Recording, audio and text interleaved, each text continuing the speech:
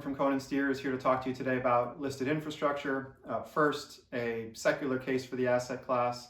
Second, a brief discussion of why now, why we think it's an opportune time to allocate to the asset class. And then last, talk a little bit about our experience investing in this asset class over 17 years. So first, the case for the asset class.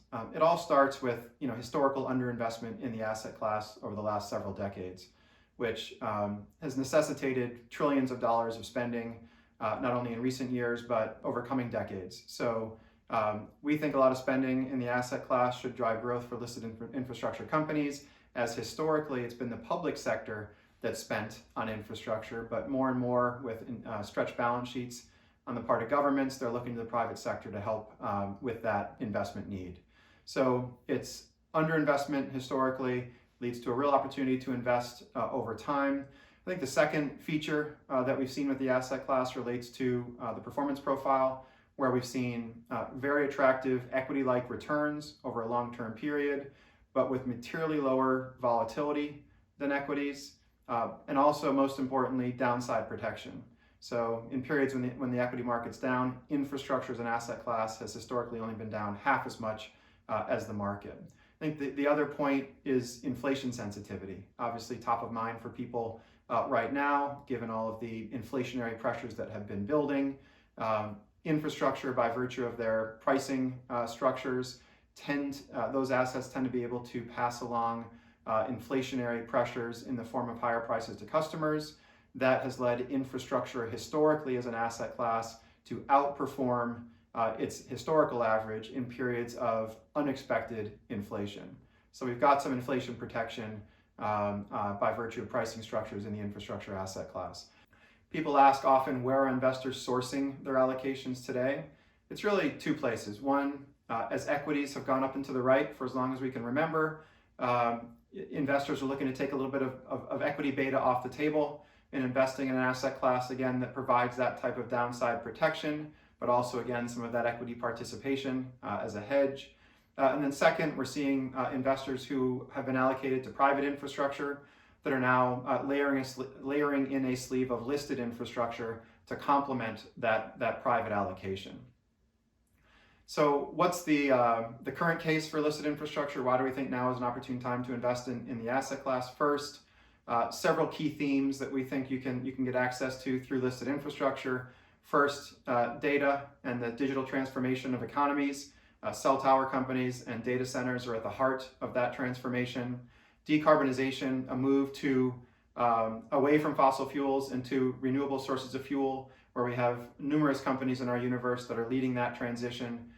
And then travel recovery, as we think about some of the subsectors that were most impacted by COVID and travel restrictions and lockdowns.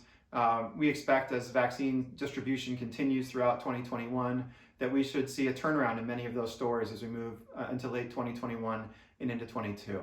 The macro backdrop is also supportive. Accommodative monetary policy that we expect to continue, and then fiscal stimulus that in many parts of the world has been focused on infrastructure, including here with the new administration. So we expect there to be continued macro support for infrastructure investments. And then valuation. Infrastructure is as cheap as it's been in over 10 years relative to equities on a forward cash flow multiple basis. Also relative to private, where we continue to see transactions, including 4 utility sector transactions just this year, that provide data points where either strategic transactions or private infrastructure fund-led transactions are valuing assets at higher prices than where these assets are trading in the listed market. So real attractive valuations, key themes, and a supportive macro backdrop. Maybe just a minute or two on Cohen & Steers and our experience in the infrastructure space. First, we have one of the largest teams, if not the largest team, covering the listed infrastructure space with 11 dedicated professionals. We are global in our approach, meaning we have people on the ground in the regions where we're investing. We think that makes a lot of sense given that infrastructure assets tend to be local assets. Secondly, about half of our universe is in the US, half is in the rest of the world. So it makes sense for us to have a presence really globally to cover this complicated universe. We have scale in terms of our assets under management, which gives us great access to management teams, regulators, whomever we're looking to address and talk to.